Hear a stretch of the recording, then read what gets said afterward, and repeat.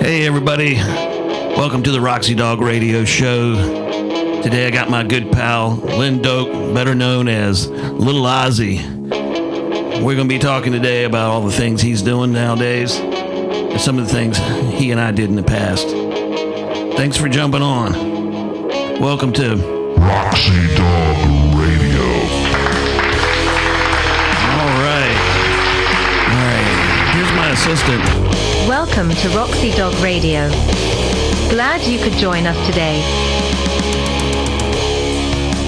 All right. Watch out for the big dog. Don't let him get you. All right. All right. Hey, Len, how you doing, bud? I'm good. How you doing, Kevin? Doing real good. Hey, I'm glad we could get together today and talk about some stuff, new stuff, old stuff, all kind of stuff. Anyway, I was when I was preparing for the show, I was looking at Chat GPT. Have you ever seen that? I mean, it's pretty amazing. Yeah, I'm playing with it. The stuff that it knows. I'm into it. So. Oh, it just blows my mind sometimes. Like, for example, I looked you up, and it knows more about you than I know about you, which is hard to believe. Oh, did it bring up my arrest records? No, it did not. Thank goodness. Oh, good. Well, that's good. I'm glad it didn't do that. Amen. That's good. And, but it talks about, not reading it word for word, but, it talks about, like, that you're Len Doak, better known as Little Ozzy, a professional Ozzy Osbourne impersonator, a tribute performer. Says that you're 4 foot 8 inches tall. I know you're about that size, but I'm not sure. Yeah. And it said he began touring with Mini Kiss before branching out into his own creative live Ozzy Osbourne tribute act. And it goes on to talk about like that you do full sets of Ozzy / Black Sabbath sets to pack venues, that you were on America's Got Talent, even before Mama I'm Coming Home for Sharon Osbourne, that you appeared on TV with Ozzy and Jack Osbourne on the Ozzy and Jack World Tour Detour alongside the Osbournes during the History Channel episode.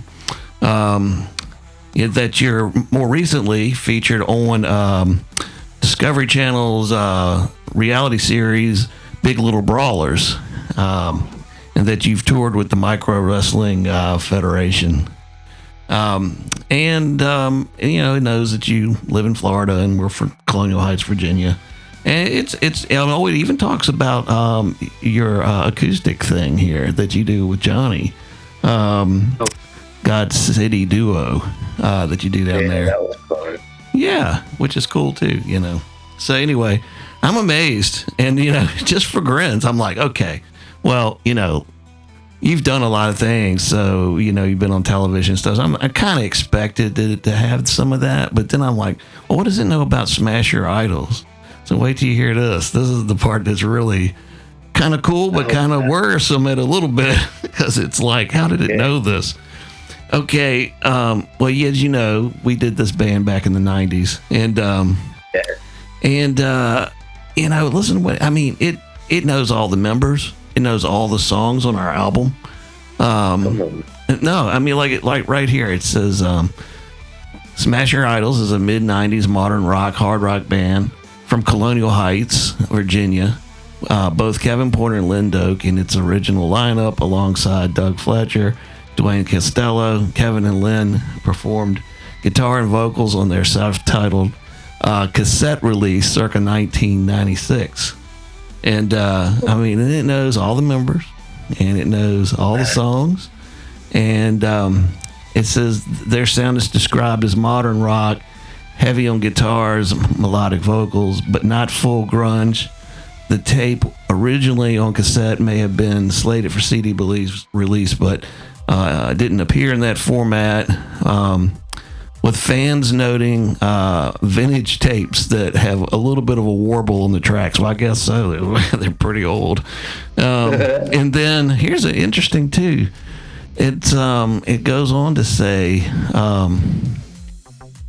let's see, the band represents a snapshot of Virginia's vibrant mid-90s alt-rock scene. Kevin Pointer, known later for his work in The Difference, Lynn Doak, who later became Little Ozzy, were collaborating before branching into their better-known projects. The music, while underground, has gained interest recently on Apple Music.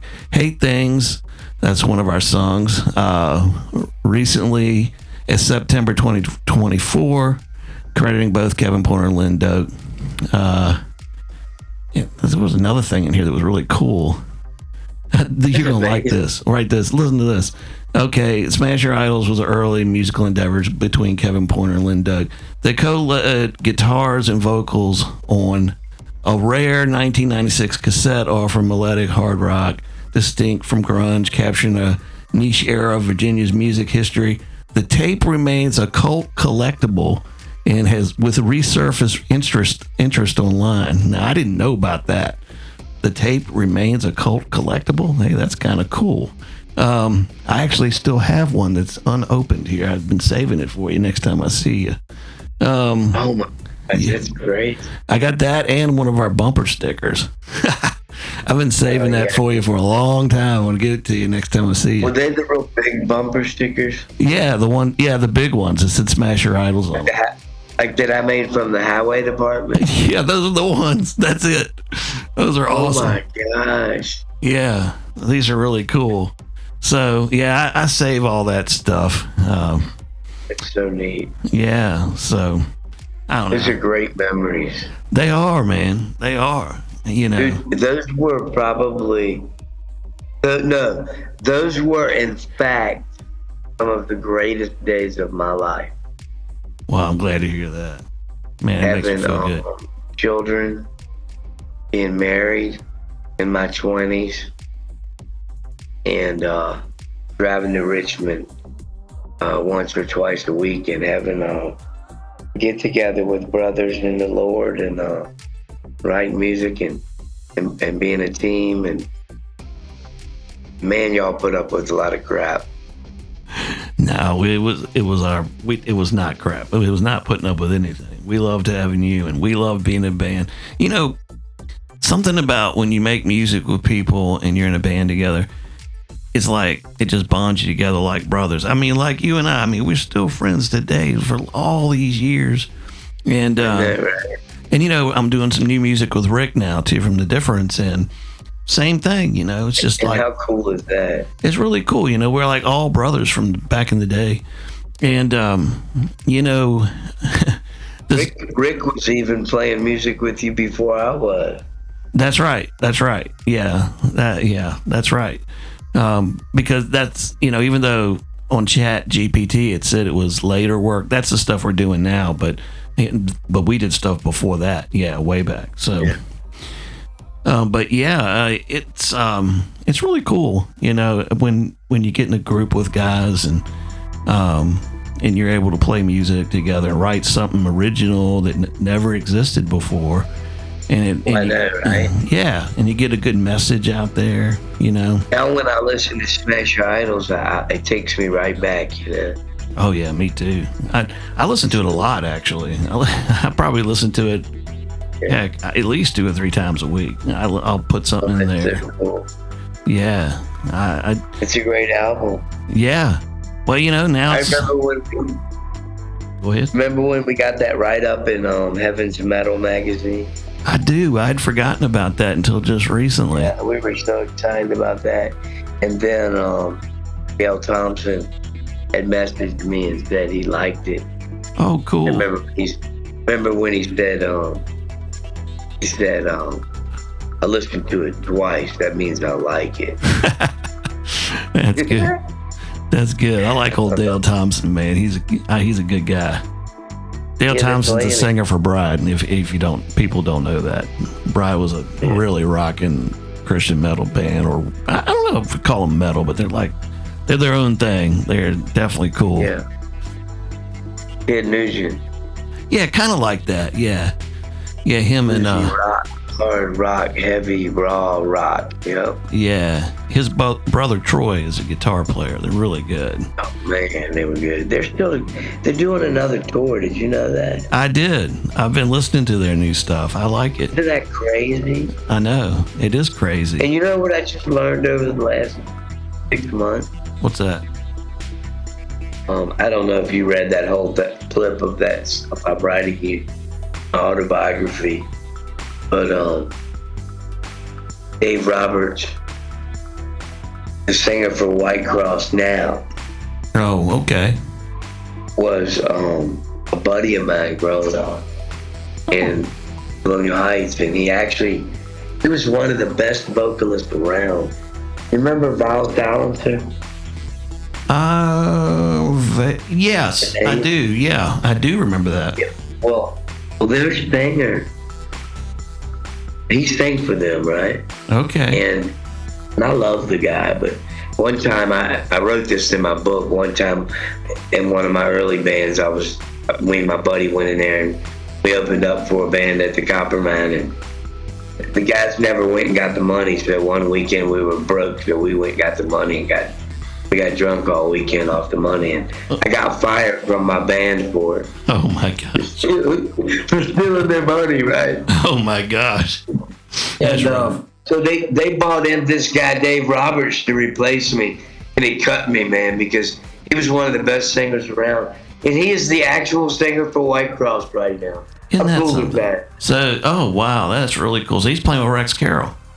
All right. Yep. Man, Yeah. Rex is a ridiculous guitar player.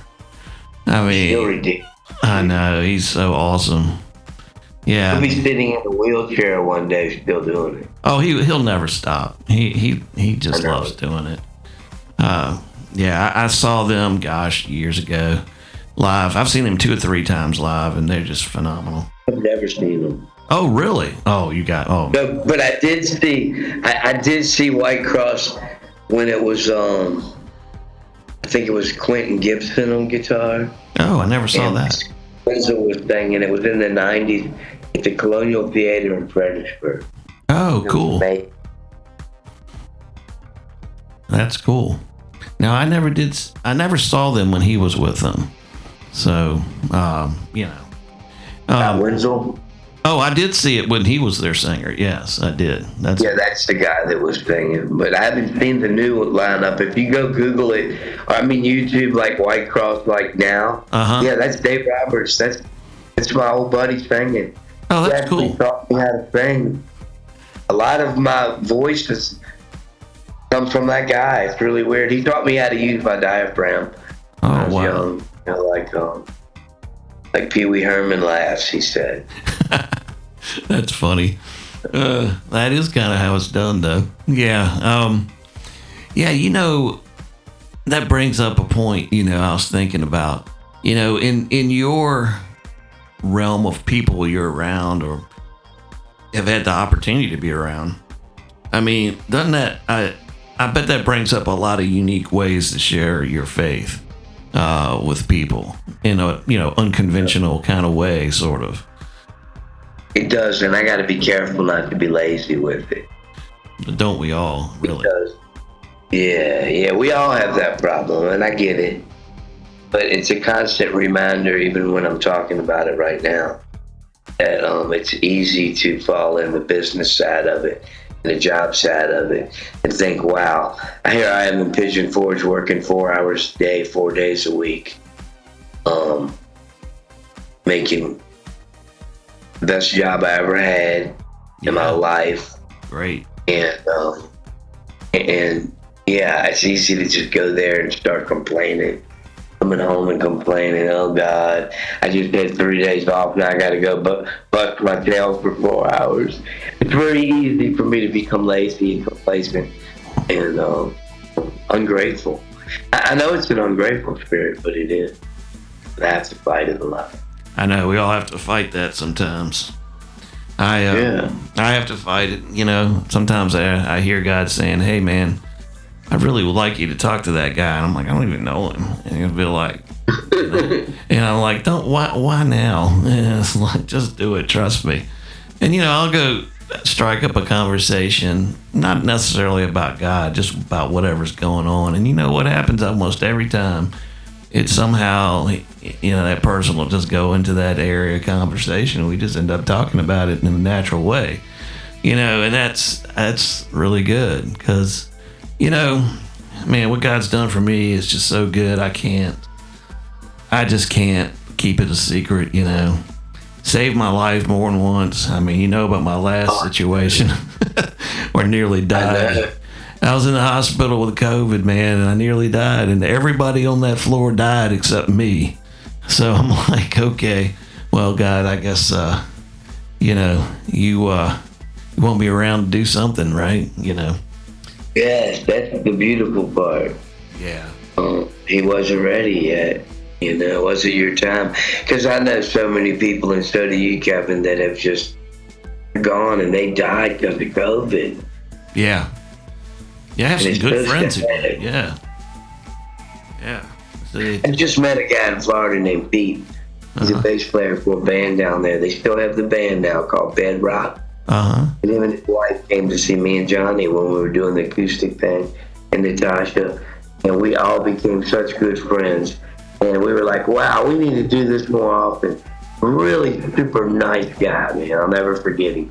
He had the best smile. Really long, dark black hair. I mean, down to his waist. And he always wore reading glasses. That was his look, But, yeah, he went right into the hospital with COVID and he died. Man. And his wife is now a widow. Man, that's rough. Yeah. It's terrible. I know. Well, I'm blessed to be free of it, and now I can get on and do better things, So yeah. But you were talking about Sharon, and I get sidetracked because I do like to talk still, Kevin, even after all these years. Yeah. But Sharon is what it's all about, and I've always been. You knew me back. It's a strange thing because back in the 90s I had a really big mouth, and you knew me because I'd say things from the stage that would probably shock a pastor into a heart attack right nowadays. And that was back in the 90s. And I think back how immature I really actually was in my 20s. But I mean, it's who I am, and I love that part about me today. That I always find out too late, learn the hard way. But what I'm saying is, I went through this period where I had a big mouth and I was very bold. And I went through this period, the last 6 years, where I've kept my mouth shut about it and been scared to talk about it, believe it or not. I won't say scared because I'm really not scared of anything. That's but good. I will say this, timid and careful about what I say now, because, bro, if there's power of death in my tongue, I can tell. And there's so many things when I was young that I told young people to do, or how to act, or how they should handle a situation that 30 years later, 25 years later, I would never even suggest. You know what I'm saying? Oh yeah, that's called wisdom. And you learn that it's really about just waiting on God to give me an opportunity to speak to somebody, whether it's from the stage or backstage or talking to people as I meet people. Because I meet so many people every day of my life in this town. It's a tourist town, and we do 4 shows a week, and we're moving 200 through there a night. So I meet a lot of people. Yeah, you do.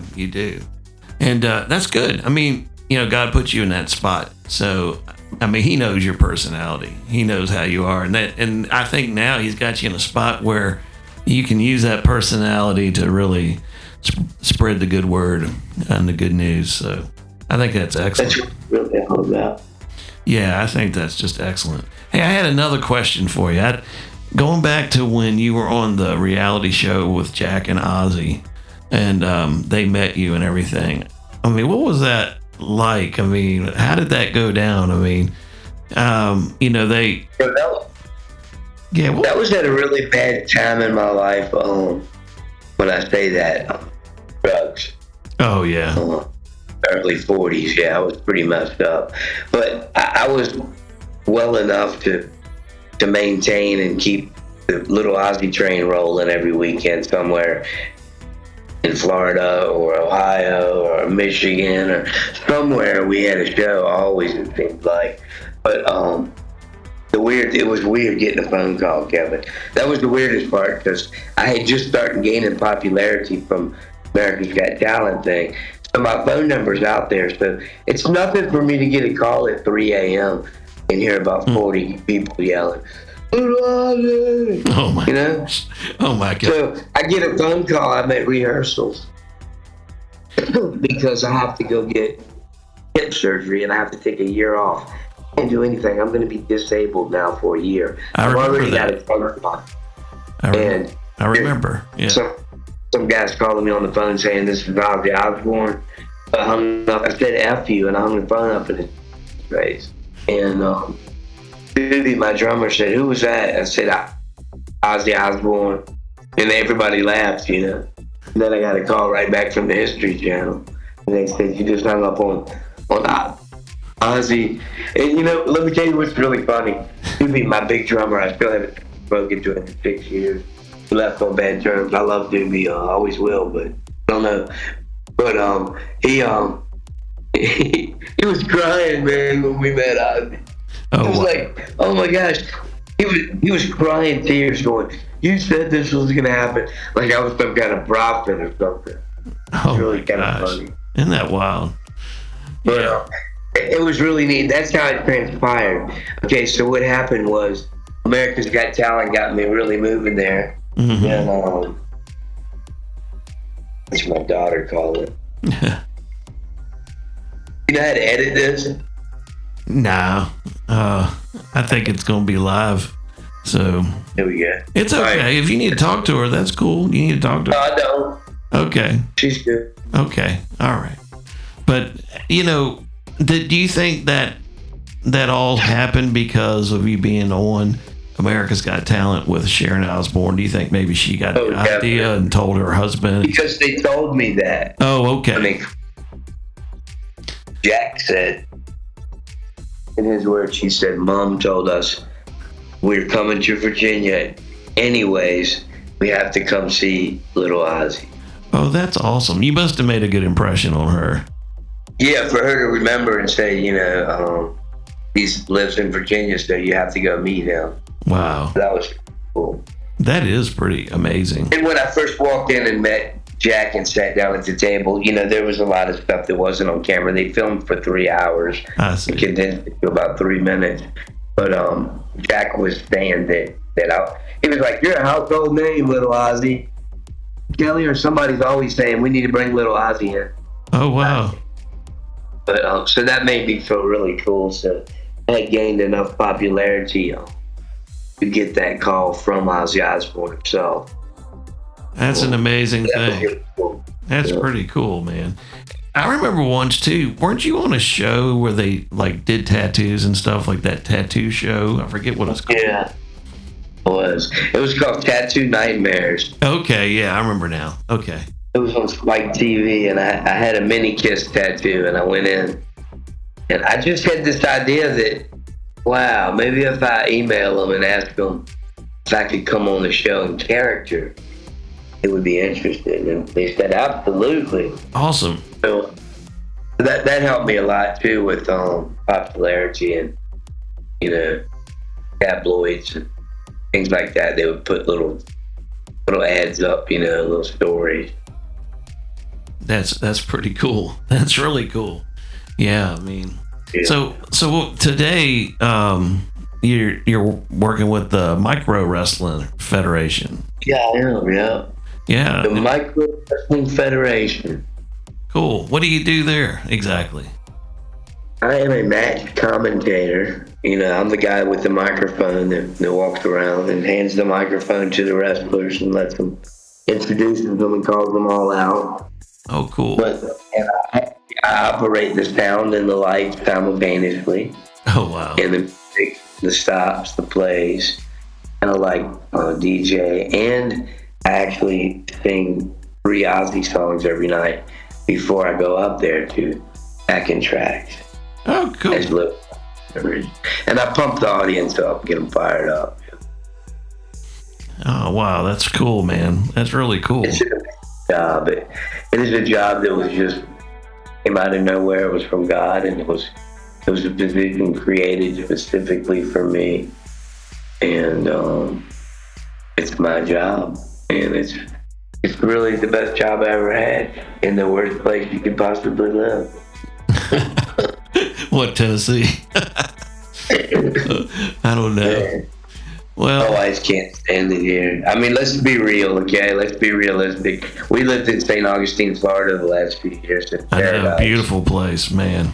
We toured with, we did 240 shows the first year we were with him 2 years ago. And then he stopped us, and we were so grateful. We were in such a whirlwind after 240 shows when he said, I'm going to stop you in Pigeon Forge, and you're only going to work 4 days a week. I thought, I don't care if he cuts my pay. I could care less. Just stop this, bud. Stop this thing. Yeah. And when we stopped, it was like paradise. But it took us 6 months, it seemed like, for smoke to clear and for us to realize how much we absolutely really do hate it here. Well, that's all right. Sounds like God is blessing you also while you're there. But He is. It's beautiful here. The Smoky Mountains are gorgeous. I don't know if anybody here, if you've ever been there, but it's amazing. No, I don't think I have. Or I might have. I might have driven through there on one of the jobs I had. I used to travel a lot, so I don't know. I might have been there. I can't remember now. It's a while back. But Kevin, they call it the Smoky Mountains. I never knew that. When you come through the Smoky Mountains in the morning or in the afternoon, anytime, it will look like fires everywhere on the mountain. Oh, wow. And it's actually smoke and vapor coming up from the River Creek Pond. So it's that's why they call it the Smoky Mountains.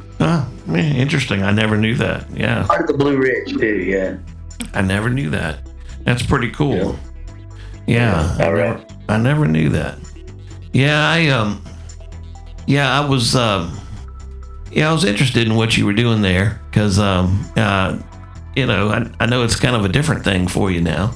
But it sounds like it's still connected. You're still, getting your Little Ozzy brand out there and people seeing it on television.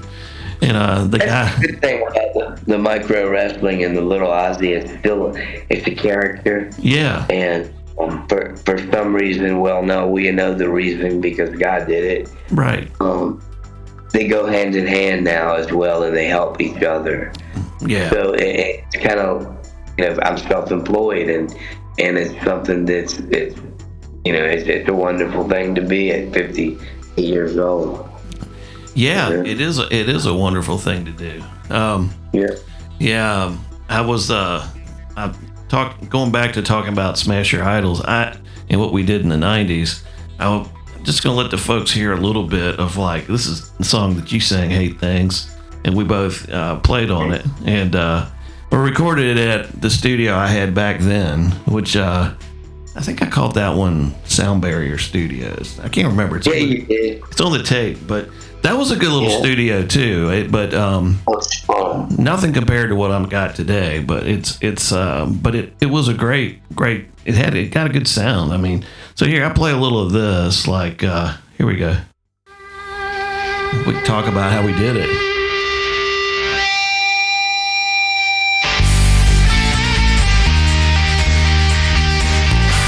Oh yeah.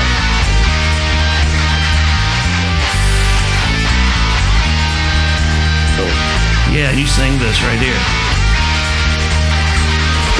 You can tell me why you do those things you say you love. There you go. And I can tell you why I do those things I hate with a passion. That's okay. It's coming through on this end. Dude, I can't believe how young my voice goes. Oh yeah. I'll pull it back now. I know it is fighting on the stream here a little bit. But yeah, it's Hey, but that guitar sound you had, oh my gosh, dude. You know what was awesome about it is how we did it. Yeah. Say that again. Say. You used to have this stereo cabinet, it was like from a stereo system. You remember? Yeah, I had two of those. They were these big wooden cabinets that I think they were from some kind of stereo or maybe an organ. It might have been an organ. It was something like a hi-fi stereo system or something. I don't know what it was. But I used those cabinets and I put Celestian greenbacks in it. And I think the cabinet being the size it was, it just made it have this beefy sound. And that hard wood, it was like cherry or something. It was. It really had a good sound. I was using like a Hafler 2 preamp and chorus. Yeah, that was big back in those times. And then the other thing we did is we took that amp that I had that you were playing. That we had that it was like a Fender something. I don't remember. It was like a 2. I do. It was a Fender. What was it? A Princeton Chorus Twin? No, it was. I think it was one of those Ultra choruses. It was 212. Yep, it was stereo. But the secret was on the recording is that I took the line out of that and ran it into my Sans amp pedal, put it on the Marshall setting, used the speakers emulation on that, dumped that straight to tape, and that thing was a fat in-your-face sound, boy. That thing's so good. Crazy. I know, it was. And that's the thing. I remember people, all I had was I had a 80 Charvel, a red one. Mm-hmm. And that amp that you let me borrow. Yeah. A Fender. And I would put a microphone on it. 2 of them was stereo, remember? Yeah. And people would come up, the guitar players would come up after the show and want to know, what are you using? Oh my God. And we'd point at it. What kind of pedals are you using? I'd be like, the on-off pedal right there. The wah pedal. Yeah, the wah. I use the wah pedal. Yeah. I know, it had a great sound. And I great sound when guitar players wanted to know what it was. Oh, I know. And I have people today ask me what we did, and I'm like, you're never going to believe it. But it was a really in-your-face. I was looking for a really upfront guitar sound for the recording. And, it's just right there, and that's what I wanted. And it did a good job of that. It was really great. Oh, you got it, though. You were good at recording back then, too. Yeah, I've always liked doing that stuff. I mean, I don't know, it's just something I like to do. So I like producing music and recording stuff. And I've done... you got a lot of good cool stuff out too. Yeah, we did. Yeah, in fact, if you listen to the radio station, I've put a lot of the stuff I was involved in, stuff you were involved in. And I cut it on at night. And sometimes I'll fall asleep playing it. Oh, that's awesome. I'm so glad to hear that. Yeah, that's great. Brings back some good memories, all that stuff. Yeah. And it's weird when you're half asleep and you wake up and you hear a song you were singing 40 years ago. And that's a weird feeling. Then you just go to the fridge and grab something to eat, I know. That's awesome. I'm trying to expand it and get some more new artists on there. Recently, Rick and I have been putting the different stuff out on these, these YouTube, Your Music Live Now response shows. I've had a couple of them and made some friends from that. Some other guys that are put out some really nice music that are independent artists that I'd like to, maybe see if they might like to put some of their music on there. But I got to get their permission. But I've got a submit form on the page, and if you hear of anybody who wants to, if it fits the genre, but anyway, man, go ahead. Johnny would probably love to put his stuff on there. I got his new song on there, but I'd love to have. Oh, good. You got it? Good. Yeah, I've actually got it on there twice, so it cycles through twice. It's a good song, isn't it? Oh, I really like it. I love it a lot, actually, and I've let other people hear it, and he's so talented. I'd love to do maybe an interview with him one day when he has time. Oh yeah, He's busy right now doing stuff, but I mean, I'd love to. He would love to do an interview, I bet. Oh yeah, we'll have to see how we could do that. I think you could probably just do this from your phone if you put the app on your phone. Oh yeah, I bet. And then you wouldn't have to necessarily sit down in front of a computer. So yeah. But anyway. Yeah, man. Well, hey, it was good talking with you today. I think I'm going to wrap it up here because we're about out of time. So I appreciate you. Awesome. I appreciate you, joining today, and maybe we'll go out with some. Let's see, what will we do here? Let's see, we'll do another. Okay, here's another Smash Your Idols. We'll go out with this. All right, man. It was good talking to you. I'll talk to you later. Good talking to you. Yeah. All right. Oh, yeah. That's a good one right there. Yeah, I remember that one well. And here you're going to start singing right here. Brightburn Fire. Oh, yeah. I remember thinking, how would Michael Sweet sing? I think you got it. Be cool to have him on here one day.